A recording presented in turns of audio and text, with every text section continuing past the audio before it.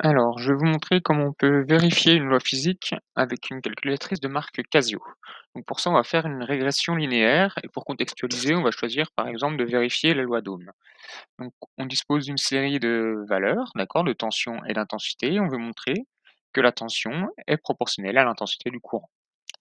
Donc pour ça, hop, donc je vais aller dans l'outil Stat de la calculatrice.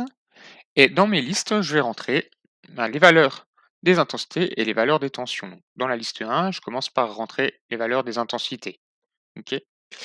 Donc on y va, donc 0. Hop. Alors 4,30, attention, ici les intensités dans la loi d'Ohm doivent être en ampères, mon tableau est en milliampères, donc je n'oublie pas de convertir, d'accord, millième, donc fois 10 puissance moins 3. Voilà.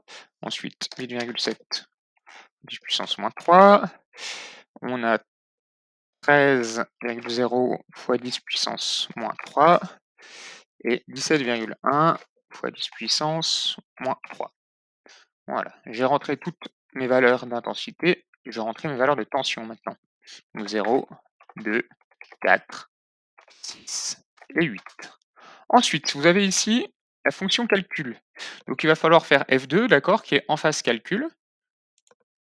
Et on va pouvoir faire une régression linéaire. Avant cela, il faut vérifier quelle liste on prend en abscisse et quelle liste on prend en ordonnée. Donc on va dans Settings, F6, et puis on vérifie qu'en X, ici nous avons bien la liste 1, d'accord, puisque j'ai mis mes intensités dans la liste 1 et que l'abscisse c'est bien l'intensité, et qu'en Y, j'ai bien la liste 2 avec les tensions.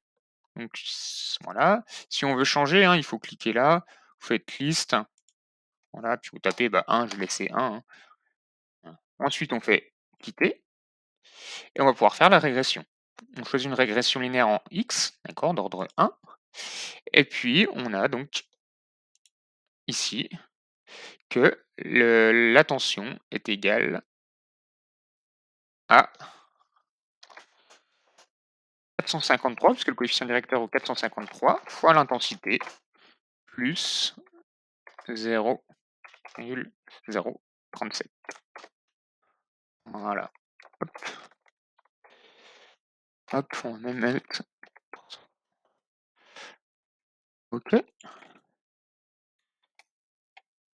Donc ça veut dire que le coefficient directeur R, pour la résistance, donc, vaut 153.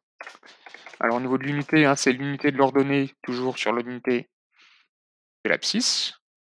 Donc les ordonnées, c'est les tensions, donc c'est des volts.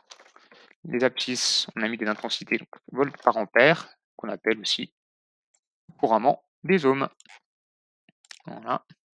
Et dernière chose qui est importante, pour vérifier que notre modèle est valable, il faut regarder la valeur du coefficient de corrélation R carré. Ici, on a R carré qui vaut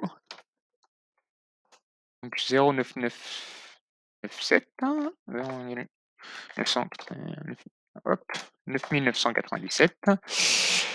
Et il faut que, pour que le modèle soit valable, on considère qu'il faut que le coefficient de corrélation soit supérieur à 0,99. Donc ici, c'est bien le cas. La loi d'Ohm est bien vérifiée.